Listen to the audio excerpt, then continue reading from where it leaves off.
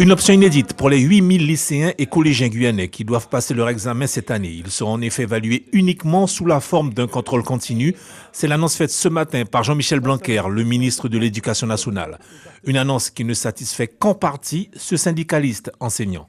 Est-ce que cela ne va pas aggraver les inégalités entre établissements, entre académies, mais également ça ne va pas renforcer cette idéologie de ce gouvernement sur des bacs locaux, alors que pour Sud Éducation, nous souhaitons le cadre national de tous les examens et concours.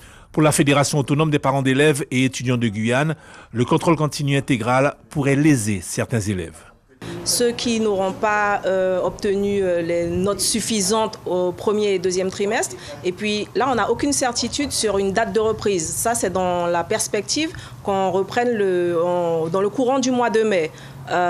Et puis bon, encore faut-il que les enseignants aient le temps d'aborder les nouvelles notions, puisqu'on sait bien que là, ce n'est pas possible. On a demandé à ce que les professeurs n'abordent pas de nouvelles notions pendant le confinement, même si c'est encore parfois le cas. Il y a quand même des élèves qui seront lésés à ce niveau-là, au niveau des notes et puis au niveau des notions non abordées. Séfiane Malak, le conseiller national à la vie lycéenne, semble rassuré après les annonces de Jean-Michel Blanquer.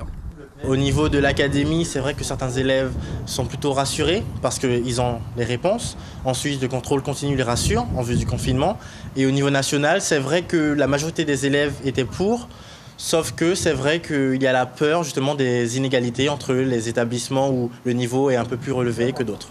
À noter que les candidats du bac qui n'obtiendront pas leur examen au mois de juin pourront bénéficier, sur décision du jury d'examen, d'un passe-droit pour la session de septembre, et ce sur des critères d'assiduité et de motivation. Cette session sera par ailleurs ouverte aux candidats libres.